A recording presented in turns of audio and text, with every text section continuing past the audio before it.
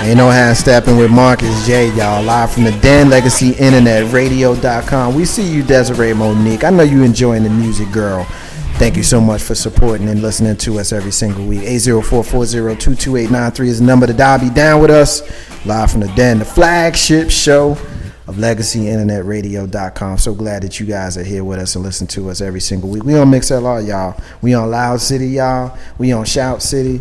We on Winamp. There's no excuse when you sitting in front of your computer or you riding in the car. You can be down with Ain't No Half Step with Marcus J. You can be down with Live and Radio with Steven Sykes, who's in the building with us tonight. You can be down with the Green Room version 2.0 with Jay Grizzy and the beautiful Lissa P on Wednesdays. And of course, you can jam with yours truly on the Music Only show. Did they just play that? Every single Thursday night before 7 till after 9 when I'm playing all kinds of stuff. And I'm playing, I ain't going to tell y'all what I'm going to play. Y'all thought I was going to tell y'all I was going to play. I'm not going to tell you what I'm playing on this Thursday, but I know what I'm going to play. And I'm going to tell S.Y. and she's going to grin before she leaves the building tonight. Ain't no half stepping with Marcus J. All right, here's what I want to get into, right? Typically at this point of the show, we continue on with the sports, so we move into the socially conscious stuff depending on what's on the news, Carlton Banks. But what I want to do is I want to do kind of a hybrid of some more sports, but not really a sports story. It's kind of sports centric, and that's why I want you on this one as well. We know that about 2 weeks ago this weekend, a young man was shot and killed in the Boston area, and there was a investigation that led to the former New England Patriots tight end Aaron Hernandez, who was later arrested and arraigned on first-degree murder charges as he resides now in a jail cell in Massachusetts for those charges. And it ended up coming out, that he had been investigated for some killings in 2012. Now, I got an angle that I want to take, not so much on just Aaron, but I want to kind of talk about some other stuff in a minute. But I want to get you guys' initial thoughts on what, when you think of Aaron, when you think of this situation, just kind of let's just build on it. What you got, Carlton? You know what? First of all, for him to be in a situation where he gets in the system, gets away on a crime, the system says, hold on, let me go ahead and test your DNA right quick. And some bull come back and get you from two and a half years ago. Mm-hmm. Dude, you done. You done. I don't care what you say. It's not too much you can get away with at this point. You're going to have to call in Johnny Cochran. He can't do that. He's going to have to. He can't do that. He's going to have to. No. He's going to have to. That's going to be the longest long-distance call in the history. He's going to have to make that call. Because that's the only way he's going to get off at this point. I don't see how he's going to get off. I don't really believe he's going to get a fair trial. I mean, already you have circumstantial evidence against him from the most recent murder. But those two that he got or he's been accused of may have led to the most recent one. It's a wrap. It's a wrap. That's why I'm sorry. Let me say one thing. I heard about him getting cut from the team before I found out he got arrested. Yeah, well, it didn't go that way chronologically. Chronologically, he got arrested and he got arraigned, and he was immediately cut after the arraignment. Chronologically, that's how it happened. That's not how it was reported. Yeah, that's not how it was reported. It's not how it was reported, but chronologically, that's how it happened. And I'm pretty sure the Kraft family had some sort of insight into what the charges were going to be, so that decision was made. My guess is, and I could be wrong, my guess is they figured if he gets charged with anything, we're going to cut him. We're going to wait and see what happens. That's why I'm guessing that you paid a little bit of attention to this situation. What's your thoughts when you think about this? I watched it a little bit on the news. I watched it a bit. I just feel bad for him. I feel so sad for him. Something's got to be wrong. I'm not sure of all the details behind it. I think what I understand is somebody said something about him that he didn't like and went back and killed this guy. Now, what I'm questioning now, Carlton said that the murders that he may have committed prior to that led to this one? I didn't hear anything about that, Carlton. I'm glad you mentioned that, Carlton. Can you kind of expound on what you mean by that? Did you see something somewhere? Have you heard something? Once he got his DNA sampled, they are trying to now tie him into a murder, that drive-by murder that took place two and a half years ago. Okay. And in that regards, they was a cold case. Okay, so you're not talking about any direct correlation no links, okay. With regards to the participants, but you're talking more about physical evidence that physically links him to the two. Right. If I'm understanding you correctly. Right. Okay, that's why you can pick up there. Okay. Yeah, I don't know. He had, I guess, a lot going for him. But to even commit the crime that they're saying he may have committed 2 years prior, Right. it never came up. Right. Well, like we said, it was a cold case. Oh, and God. we know about how cold cases go. I mean, Biggie and Pac been gone since 96 and 97 And with there's video nothing. cameras and people around. And them cases are both still cold. Yep, I had to get that out there. But, I mean, and they drive-by shootings as well. Yeah, you he's know. done. He's done. Yeah, I mean, here's the thing.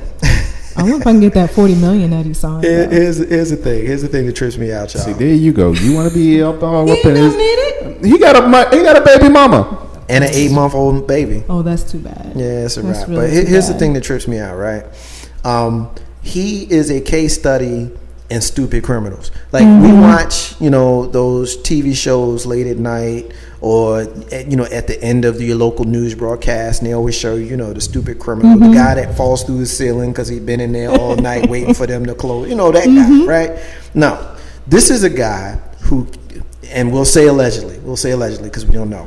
This is a guy who allegedly either killed someone or was a participant in a killing. First of all, you're a punk because you shot the guy in the back. Yeah. You're a punk. You shoot the guy in the back and then you roll him over and shoot him in the chest. That makes you a punk. This ain't the old West. You don't get to shoot people in the back. That's just whack to me.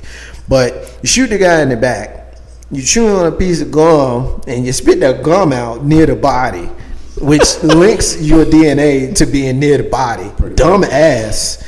Then you go home, you and your co-conspirator dumbasses go home on your own surveillance video, Carlton Banks. I want you to address this. On your own surveillance video, they see your dumbass on your home surveillance video with your dumbass self and your dumbass gun cutting off the surveillance. They see you cutting it off, man. Come on, really? See, first of all, how many players even have surveillance? I would guess that most people do. I know some regular folk like us that have that. So let's right. Don't go there. Move past that. No. I'm just saying. Did he get it because of that reason, or did he get it because of potential problems that he himself may be having? My guess is any house. I don't want to go there because I mean, if you got a nice big ass house, you might have surveillance video. So I don't want to get into that. I want to get into the psyche of a very not smart guy. Like very not smart is like oxymoron, but that's the only way I can think of it. You're very not smart. That if you're gonna turn off the video, get all the video prior to you turn off all the video, right? Like, does the film go somewhere off site? He didn't think he was be on camera. He didn't think he would be on his own video camera. Like, dude, seriously. I mean, you haven't addressed it because I did cut you off. I didn't want to go where you were trying to go. Go somewhere else. I need you to address the fact.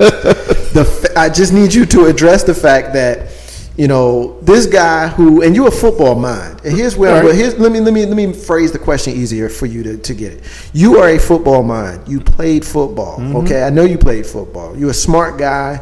In spite of the college that you went to. Ooh, so all of these things I know about you. I took a shot at Virginia State. It's all in love. But seriously, you know that you don't get to the National Football League without having some level of intelligence. Because you cannot, we can argue, these guys are dummies, that someone helped them through. And then we all remember Charles Mann couldn't finish high school and college, couldn't read and all that stuff. But if you can read an NFL playbook, you're not a dummy. You're not a dummy. You're not a dummy. On some level, you got some intelligence. You got to pass the wonder lick. You got to pass the one lick, but you ain't got enough common sense to get the tape that you just shut off. Yeah. Even criminals who break into 7-Elevens know to get the tape. Get the tape. Yeah, get the tape. Look, better yet, here go a spare tape that you can use and keep that. You're not going to get that other tape. And as far as, the cell phone situation, Let me go ahead down. Oh yeah, I forgot about that. Go Why don't Walmart you and share with the listeners about the cell phone? This man done took his cell phone and destroyed it, only for it to be turned up later in pieces, of course. But they, with today's technology, did a little. Let me see what tower that is. Tower that is. Tower. Ooh, yeah, you were all up in that vicinity. That time frame right there, yeah, dude. You know what? I'd have gone to Walmart and got me a track phone real quick, and been like, "Yo, here go my phone right here. What you gonna do?" SY, let me ask you this. We know from the media reports that the deceased, Odin Lloyd, I believe is his name. Someone correct me if I'm wrong, 804-402-2893. The deceased and Aaron Hernandez were dating a pair of sisters from media reports.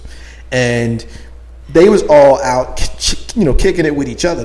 Chilling with each other. Odin Lloyd, Aaron Hernandez, and at least two other people was all out together. Now, I don't know if you know this part of the story, but I'm going to ask it to you common sensely. Common sensely. That's not a word, but it is now. You out kicking it with the homie. Well, your boyfriend, your man, your husband, whatever your male friend is, out kicking it with the homies, right? And you get a text message from your male friend around 2, 3, 4 in the morning, and they seem a little bit, cryptic. And the last note that you get is, I'm with NFL. And NFL alludes to which person, we all know who's in the NFL. Like in this circle, we all know who NFL is. NFL, obviously in this case, is Aaron Hernandez. But the last text message that she gets, it simply says, quote, "just so you know."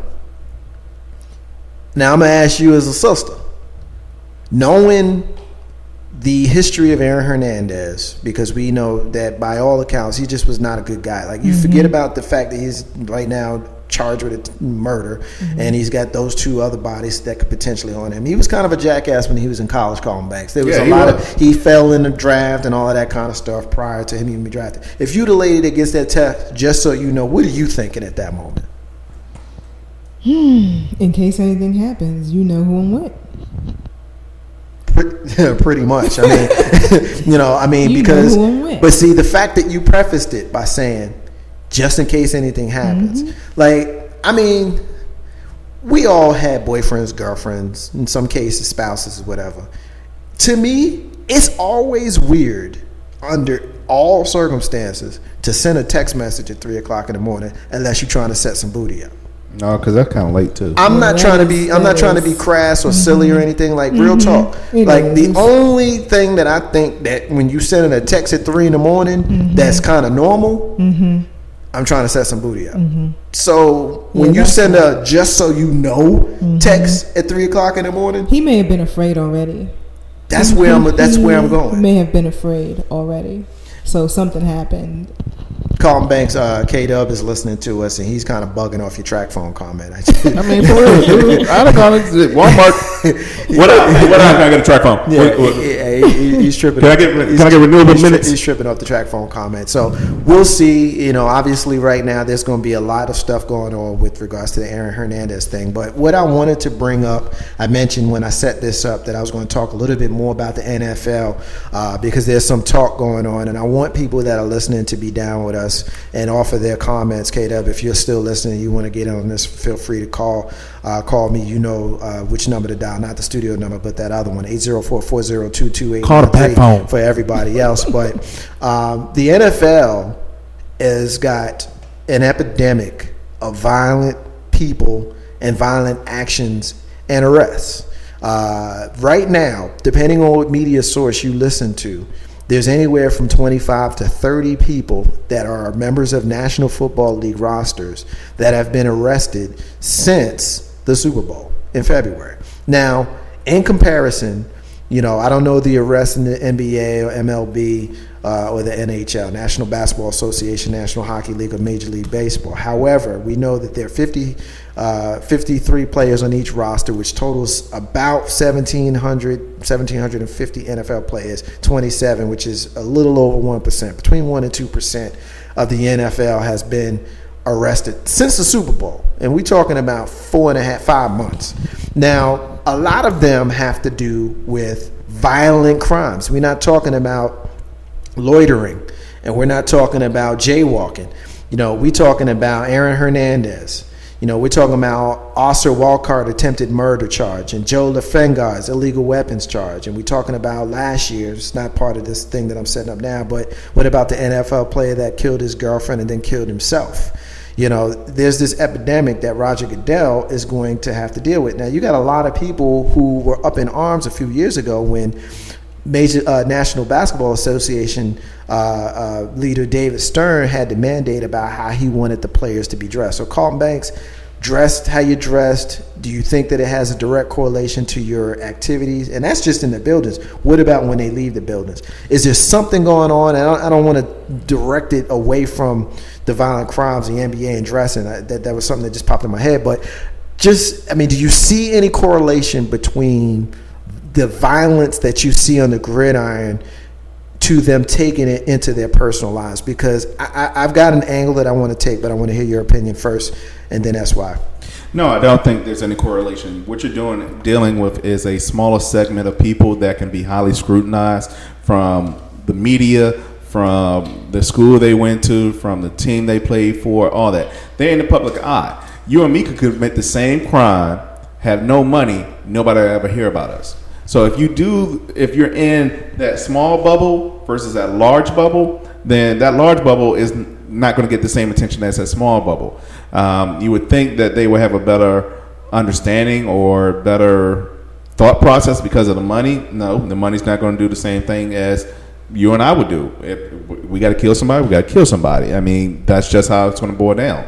The size of the bubble dictates who knows about it. That's all it is. That's why. What are your thoughts? Yeah, I don't think it makes a difference either. I mean, if they're going to do what they're going to do, it doesn't matter whether they're, like Carlton said, you or I, or if they're famous. If they're going to commit a crime or do something violent, it's already in them. They're right. going. This is who they are already. Well, let me throw this wrinkle out there to you guys. Because I understand your logic. Your logic makes perfect sense. I just happen to disagree with it. Here's why. Think about the companies that you guys work for, and please don't say who they are. Mm-hmm. But think about the companies that you work for. If you work for a company and they have approximately 1,700 people that work for them at your site, Carlton, the company that you and I worked at where we met each other had more than that on site. Do you think that you had in the neighborhood of 1 to 2% of those people who had gotten arrested in a 6-month period for mostly violent crimes? When we're talking attempted murders, we're talking attempted murder, we're talking weapons charges, we're talking about the guy who got pulled over, and his name's escaping me. I'm gonna go to my Facebook page to see if I can find it there, because I saw the article a couple of days ago who got popped for speeding or whatever, and they pulled him over. He had a bunch of guns and weed and stuff in his car. I mean, do you think that the fact that you've got these people whose jobs it is to be aggressive, this job it is, think about the essence of what football is, and that's why I want you to answer this one first. Think about what the essence of football it is. It's my job to go over there. I want to go over there. That's where I want to be, over there. And it's your job to keep me from going over there. Mm-hmm. So I'm going to be very aggressive about going over there. Okay. And you're going to be very aggressive about keeping me from going over there. Mm-hmm. And the whole thing about how we practice, about how we study, about how we research, everything is built around showing us how we can get over there versus you keeping us, and the aggression that it takes to make sure that happens. You don't think that it's difficult to turn that mentality off when you walk out of this stadium? No. That's work. And that should be separated from anything else. It's my job to stop you. It's your job to get past me. But that's work. Like they tell you, keep your personal life out of work. That's work. Keep work at work. Come back to normal. Well, let me ask you this then, because while I understand where you're going, I respect your opinion. I disagree with you in the sense that when you have a victory at work, you're not grabbing your work tool and slamming it on the ground and jumping up and down on your cubicle. and some people do. and telling everybody how great you are. Unless you're that. What's that office football guy, Terry Tate? Unless you're Terry Tate. No, Terry Tate. You're right. Terry Tate. Unless you're Terry Tate. You know what I mean? So Terry Tate, office linebacker. Yeah. So I heard another. In interest of full disclosure, I heard another talk show host. With a similar thought process, and when I thought about it, I did agree that when it's your job to be aggressive, and you also keep in mind another wrinkle that we haven't mentioned, Carlton, the fact that these people from very early ages, in some cases 3, 5, 7, 8, however old you are, the first time your mom or your dad puts a football in your hand, you have been told how great you are. You have been told that you can do all things in this arena. You've been told, basically you the bomb. And when you go into your public life, not public life, you go into your private life and you don't get your way, I see a correlation of some people having a difficult time shutting off the switch that's in their head that tells them aggression, get right there. Aggression. Stop him from getting right there. You know what I mean? Obviously we get guys in the regular world that slap their ladies around. I'm not naive, but you just see higher incidences per capita, in my personal opinion, and per capita in the NFL than you certainly do in the National Basketball Association or Major League Baseball or the National Hockey League. Mm-hmm. To that, you guys say what? I still stick with my guns. Yeah, I am. It's the bubble. I just do. It's just the bubble is different. It's if I am a professional anything, I carry that in that field, in that realm, and it stays in that realm. Mm-hmm. Even in my personal life, I'll be asked, how was your day at work? I don't want to talk about work because I don't want to bring whatever problem I had there home. Home is something totally different. I'd separate the two. I would never talk about my job unless I'm at home anyway. As a football fan, though, Carlton, I think you know better than to use that as your argument. And here's why. We know during this time of year, and certainly once August kicks in, we're not talking about cats that go home at 5 o'clock. We're not talking about a 9 to 5. We're talking about people who live, breathe, and that other word, football. Right. And then live, breathe that other word, aggression, and live, breathe that other word, passion and fire and desire to get what you need to get what you want to get. And the fact that we constantly seeing this stuff, I guess every single sport has what their thing is. For a long time, National Basketball Association had a weed problem, or Major League Baseball has a steroid problem. I think the National Football League has an aggression problem, dude. I really do. Okay, so what's more aggressive? UFC? Wrestling? Do you see any of those players committing mass murder or anything like that? Again, it's the not bubble. An excuse. It's you have a rough. Okay, let's say every team, 32 teams. No, I'm sorry, that's not right. Yeah, 32 teams, 33 teams in the NFL. Each team has 54 members. 53, that number, let's see, 33 times 53, I can't do the math right in my head. 1749. I already did the math for you earlier. Yeah, thank you. He must have. All right, 1,700 people. It's roughly 1,800 people. Let's go ahead and round it up to 1,800 people. Okay, 1,800 people are under a constant microscope. Regardless of what they do, where they go, how they do it, when they do it. They're under a constant microscope, especially if you're that high-paid NFL player. Same thing with the NBA. What we had heard about Kobe Bryant, if he wasn't a star player, we have who else is out there? The starting 5 on the NBA team. Who else is there? You don't know who the heck the 6th man is until the end of the year when they announce his ass. Same thing with the NFL. When you bring in that extra wide receiver, it's like, who is he? Did somebody draft him? You can get linemen rotate the whole game. Who is number 30? What? You don't know them, but because they're in such a bubble, they get labeled. Nate Newton was not a Dallas Cowboy. He was a Carolina Panther when he got arrested for weed. That was the last team he played for. But who did they associate him with? Dallas Cowboys. That's not fair to the Cowboy name, only because, he did win several Super Bowls there. more than the New York football Giants. But still, why do you do that? Because the bubble is so small, you want to associate him with somebody that is close and relevant. That's what happens. We can do the same thing all day, every day. I'm going to get the track phone, though, and I'm going to disappear.